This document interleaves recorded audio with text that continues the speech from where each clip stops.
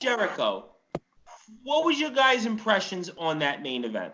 And I'll go with Sean first, because I know you were talking about it in our production meeting. So Yeah, let's talk. I was disappointed with the match for two reasons. One, I do not like Chris Jericho's new finisher, the Judas Effect. I was actually surprised that he pinned him on that.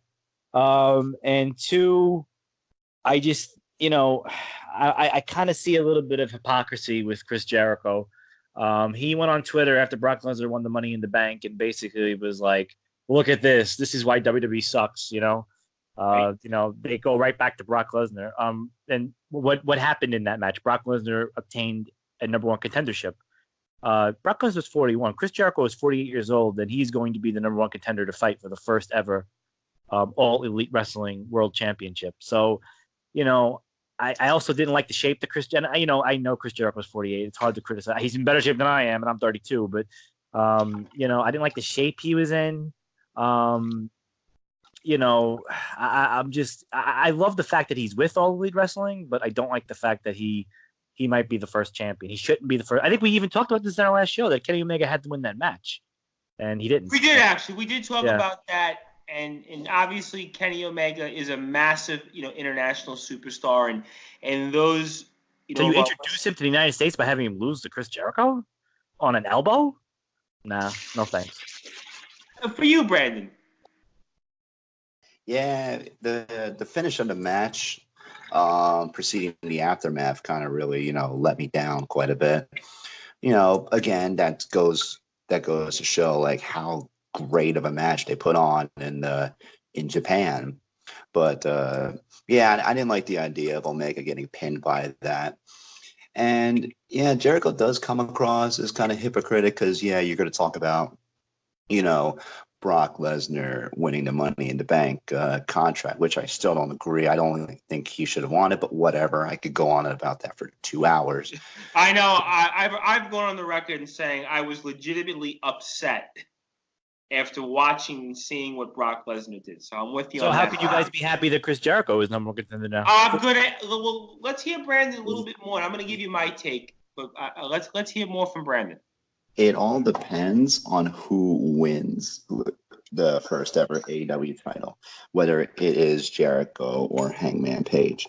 If Hangman Page wins it, more power to him. And it was the right move, because here's the thing with Jericho.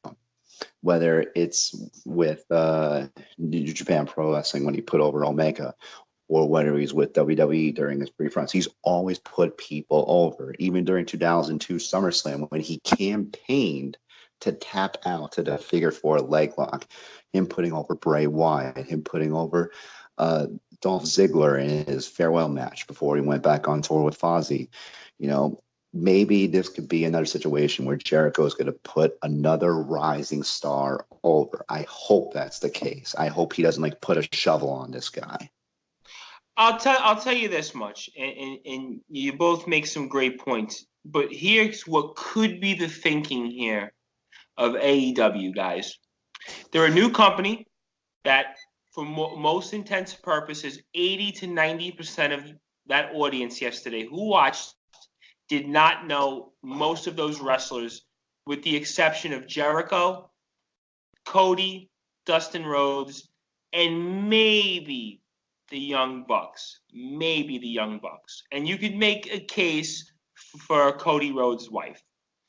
Jericho has a following that precedes 10 years ago and 20 years ago and today. By having Jericho in that first title match, you're already legitimately cementing your status as a first-time company, that you have a legitimate name to build the company around. TNT and Turner, which we covered on last week's show, obviously took an interest in this concept and this idea. You got to have a name to build around from the start. Does it mean that Jericho is going to go over on Hangman Page? I don't know that answer.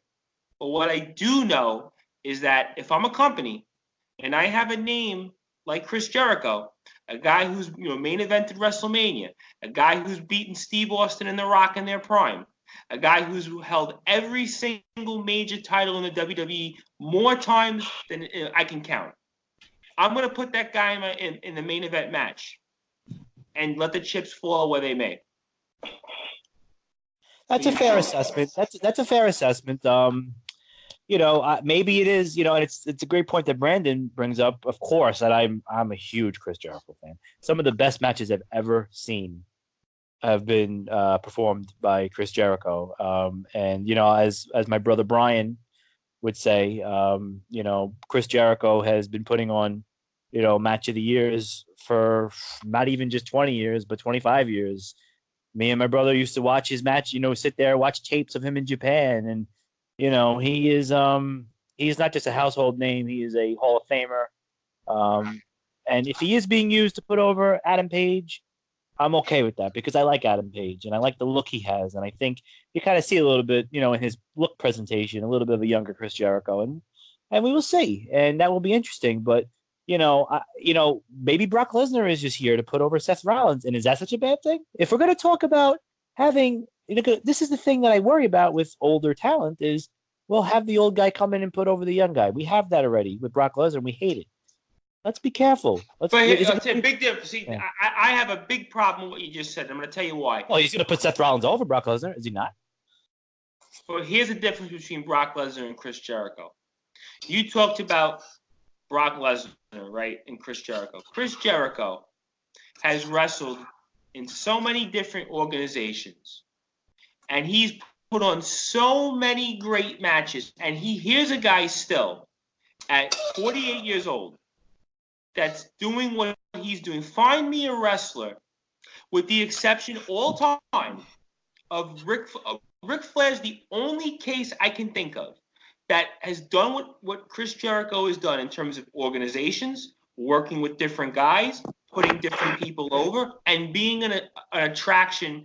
Essentially, he's been close to a main event level talent now for close to 20 years. Brock Lesnar, if you want to go down that road, he left professional wrestling for years. He walked out in the WWE, and he wrestles when he wants to. Jericho has been the kind of guy that, don't forget, wrestled Fandango and put him over. Yeah, but there's more to this than the guy's work rate or his past resume or, he put over Fandango. I'm analyzing Chris Jericho at 48 years old and the shape that he's in and the deteriorating ability, because let's be real here, they're doing hardcore matches with Jericho now because he's not being able to go as much. And Brock Lesnar, even in his maybe more limited mobility, the dude is somebody that is much more believable in a main event than Chris Jericho at this point. I'm sorry. It's Brock Lesnar is still a beast. Brock Lesnar, steroids or not, he is, in my opinion, with Paul Heyman by his side, in his 2012 to present run has been booked, it's not just strong, but believably strong. And, he's been a part of some of the big main events that WWE has had to offer in the last, 7-8 years. And, I really don't have a problem with Brock coming back and putting Seth Rollins over again, because what a feat that is. Whenever Brock Lesnar is involved in a match and the other talent wins, what an amazing feat, because they've built up Brock Lesnar. But it doesn't happen very much, guys. But that also, but it's more believable that it doesn't happen with Brock, because look at Brock. He's a machine. He's the dude you don't want to see. He's like the final boss in a video game. Chris Jericho, and Chris Jericho goes on Twitter and, with his keyboard and he's, I know back in the day, Chris Jericho, he could probably, he has beat up Brock Lesnar. Chris Jericho is legit badass.